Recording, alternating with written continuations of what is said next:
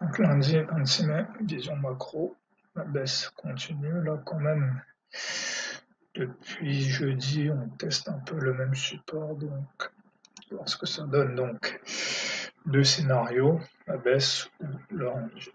Donc là, à l'ouverture, j'ai ça, mais là, on n'est pas dans un contexte de hausse, donc je ne peux pas acheter à l'open.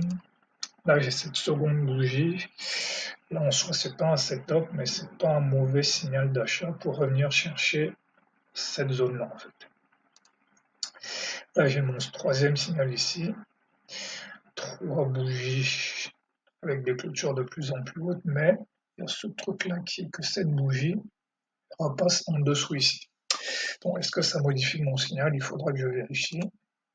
Là, maintenant, j'ai un signal de vente. Cette bougie-là, elle vient tester cette zone-là qui correspond aux 50% du plus haut et du plus bas. Elle avale les deux bougies, donc forte probabilité de baisse. Donc là, signal de vente. Là, pareil, c'est un peu le même problème que ici. On est descendu, mais on a testé directement BJP, donc faible probabilité. Ici, j'ai un reversal, retracement de 32%, donc signal d'achat. Le signal échoue, pas de problème. Pareil, ici, je suis sur un vrai support, donc difficile d'acheter. Là, j'ai une hésitation ici que j'aurais pas dû avoir, j'aurais dû acheter ici. Parce que la logique ici, en fait, c'est dès qu'on teste un support qui est un vrai support, faut acheter en fait. Même ici, j'aurais pu acheter juste en plaçant mon SL en dessous ici. Donc, en fait, la logique, c'est juste, dès qu'on teste, j'achète et je place mon SL par exemple ici. Mais la bougie verte me donne son propre SL, mais même en fait les bougies rouges, en fait. Il suffit juste de se placer sur le plus bas de la bougie, donc j'aurais même pu acheter ici, et ici encore plus. Donc là, je fais un rajout, en toute logique. On a eu un rebond. Le plus probable maintenant, c'est qu'on va revenir là. Échec. Donc là, indécision. J'attends là pour voir ce qui va se passer. Là, pour moi, ici, c'est du bon sens.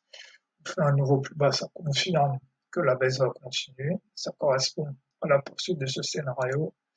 Là, maintenant, inversion. Donc là, pareil, indécision. C'est pas, c'est pas clair. Donc là, j'attends. Là maintenant, le prix réintègre ce support, donc maintenant il est plus probable que la hausse va continuer. La inversion, donc là pareil, indécision toujours parce que là, il se peut juste qu'on revienne tester qu'on reparte à la hausse. Là, on revient tester, donc là, signal d'achat. Je ne suis pas devant mon écran à ce moment-là, donc je ne le prends pas, mais j'aurais dû ici à 20h15 pour au moins revenir là. Voilà, ici, signal d'achat pour revenir sur la zone des retracements de 50%, donc par là, donc signal d'achat, là, le signal échoue.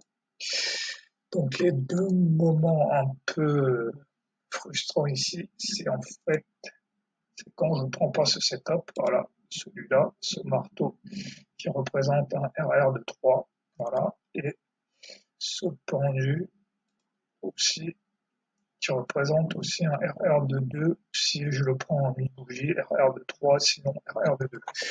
C'était vraiment les mauvais moments de la journée. Après, sinon, ça reste quand même une journée compliquée parce que là, j'ai un support qui réagit pas comme il faut. Et ensuite, quand il break, ça part pas.